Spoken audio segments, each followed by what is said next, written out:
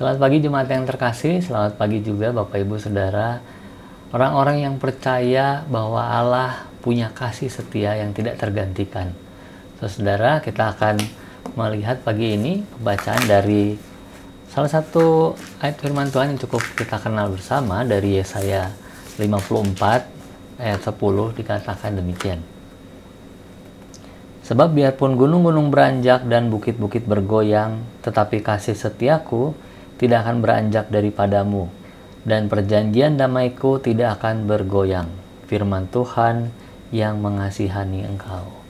Saudara, ini membangkitkan inspirasi ya. Dan memang terbukti sudah menginspirasi sebuah lagu biarpun gunung-gunung beranjak ya. Kalimat biarpun gunung beranjak jadi penekanan kita pagi hari ini. Nah saudara, memang beberapa waktu belakangan ini kita dikagetkan oleh gempa bumi di Turki dan Suriah, menewaskan puluhan ribu orang. Dengan 2 kali gempa berturut-turut, bahkan lebih banyak lagi, lebih dari 40.000 orang kehilangan tempat tinggal, dan memang betul 20.000 lebih orang dinyatakan meninggal. Tim penyelamat masih berupaya mengeluarkan entah berapa banyak orang lagi dalam reruntuhan yang bisa diselamatkan. Kalau kita ingat juga sebelumnya di Jawa Barat kita dilanda gempa bumi.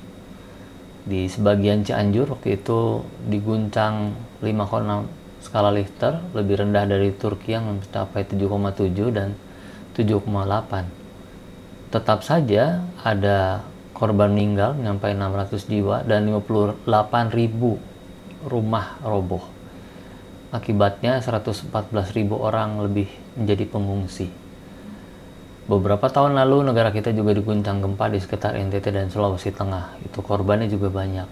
Di Papua kemarin ini berguncang karena gempa bumi berkali-kali, dan Jayapura sekitarnya cukup terguncang karena ada banyak orang yang harus keluar dari rumah mereka. Saudara, peristiwa-peristiwa besar seperti itu memancing pertanyaan.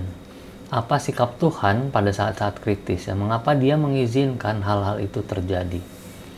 Saudara, memang sebagai orang percaya kita yakin bahwa Tuhan tidak menghendaki seorang pun mati dengan sia-sia. Sebab Kristus hadir di dunia ini karena Allah begitu kasih kepada manusia. Jadi kalau melihat nubuat Nabi Yesaya ini, sebetulnya kasih yang demikian besar itulah yang dinyatakan oleh Yesaya. Waktu Allah berjanji, Dia tidak akan membatalkan, walaupun situasi dunia sedang jungkir balik gitu ya, akibat gempa dan berbagai bencana alam lain. Dalam persoalan seperti bencana, kita melihat janji Allah itu seperti cahaya fajar di ujung malam, itu kecil di kejauhan, tapi memberi harapan, saudara. Sewaktu kita makin mendalami janji itu, ibarat kita berjalan semakin mendekati sumber cahaya, dan semakin langit menjadi benderang menjelaskan janji itu. Walau ada kesukaran seperti yang dialami bangsa Israel dalam pembuangan, atau seperti korban bencana alam belakangan ini, kasih setia Tuhan akan tetap diterima. Itu sebuah janji yang tidak pernah akan dicabut oleh Allah, saudara. Justru kepada janji-janji itulah kita bergantung, bukan kepada situasi yang tidak menentu, karena janji Allah selalu terbukti. Mari kita berdoa, saudara.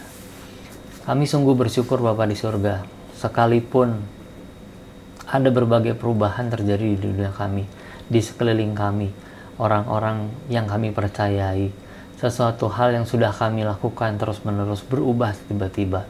Kami tetap bisa percaya kepada janji Tuhan tidak akan pernah berubah.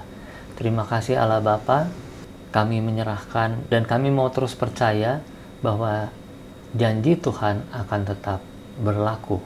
Sekali dinyatakan akan terus berlaku, turun-temurun. Terima kasih Allah Bapa atas janji-janji-Mu.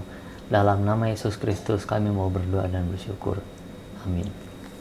Tetap berpegang pada janji Tuhan, saudara-saudara. Damai sejahtera dari Tuhan Yesus Kristus menyertai.